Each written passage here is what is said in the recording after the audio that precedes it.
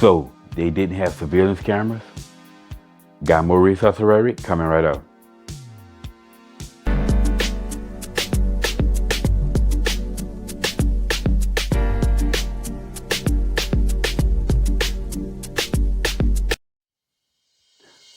What's up, y'all? Welcome back to Common Sense Logical Reason. And as always, I want to say thank y'all for joining me today. So I have more resource rhetoric for y'all. Just never seems to end, right? But they didn't have surveillance cameras as an example of fictitious notion. A bunch of nonsense that black folk believe that's just simply not true, but they want to believe it because they want to be victims. But when it comes down to black victimhood, I've pretty much heard it all. Rarely do they say something that I haven't heard. And typically when they do say something that I haven't heard, it's easily debunked. However, sometimes when they do say something new, it really takes you time to go back and fully analyze what they said. And then oftentimes, like I say, every time that I've done this, I've always found out what they said to be nonsense. But when you're in the middle of a debate though, you really don't have time to fully analyze something that someone says because you're trying to keep up with the conversation that's going. Anyway, when I had that debate with DJ Focus,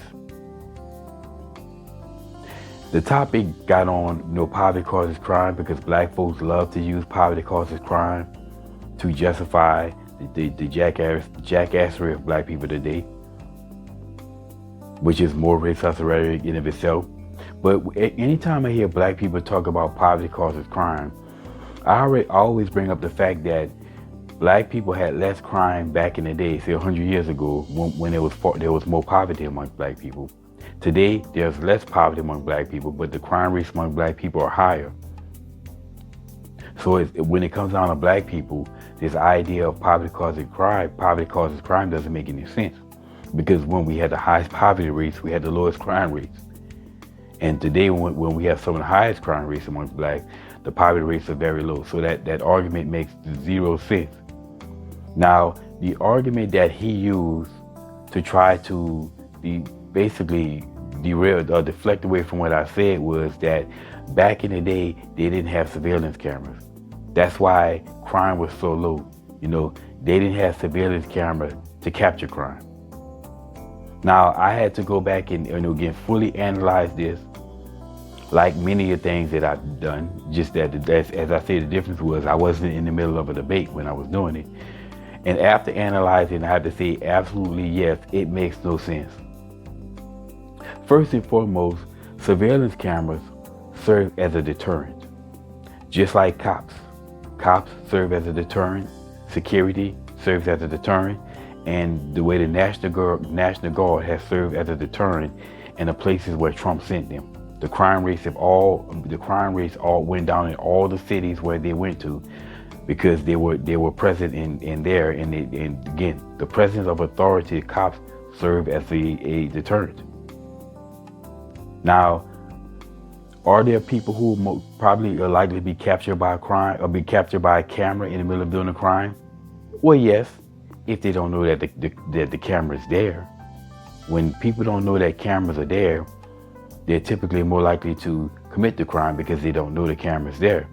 However, more often than not, people advertise that they have surveillance cameras. Why? Because, well, the belief that there are cameras there is enough to deter behavior, such as it's been reported that police officers have less negative interaction with the public when they're wearing body cams than when they're not, because people know when they have that body camera on, that camera's going to tell the truth. So they can't get away with lying on a police officer. And there's many police officers who were exonerated because of body cam footage. Most notably, the whole George Floyd incident, even though sadly the body cam footage wasn't enough, because that was basically mobocracy in that court. Clearly it was mobocracy and not all about the truth.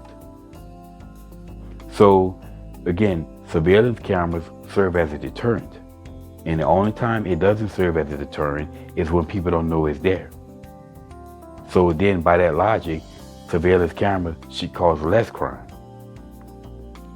And then You have to ask the question then, if the issue is they didn't have surveillance cameras, then why is the crime rates amongst white people or American society today roughly the same?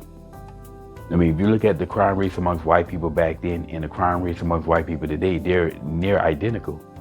So according to DJ Focus, the crime rates amongst white people should be significantly higher because they're surveillance cameras. But it's not. And then we look at, well, what about Asian people and Hispanic people? I don't think we really have enough data on Asians and Hispanic, let's say over 100 years to be able to say that. But we do have that for black people, because black people have been here much longer than 100 years and at a significant rate. So again, if the problem is the cameras, then why isn't crime across the board in America up significantly? Because of the surveillance cameras that exist today. Hell, even decent black people in America don't have high crime rates. It's a certain type of black people, ghetto blacks, who are the ones who committing the mass crime, that's not only making black folks look bad, but also making America look bad, dragging out the numbers in America. So then, it's not a matter of cameras. It's a matter of behavior. Behavior is the problem, not the cameras. And back then, people didn't have the same mindset and behavior of a lot of ghetto blacks today. That's why the crime rates are higher today than it was back then when they had more poverty back then. Again, this whole argument makes no sense. So now, anytime, if I ever hear any one of these race hustlers start crying about, well, they didn't have surveillance cameras, because I guarantee you, DJ Focus, he didn't come up with that by himself. He heard that's the yet more rhetoric that he's been brainwashed with, that he heard as a deflectionary tactic. So anyway, y'all, that's my 2 cents on this. Well, now you know, and knowing is half the battle. And as always, y'all, until next time.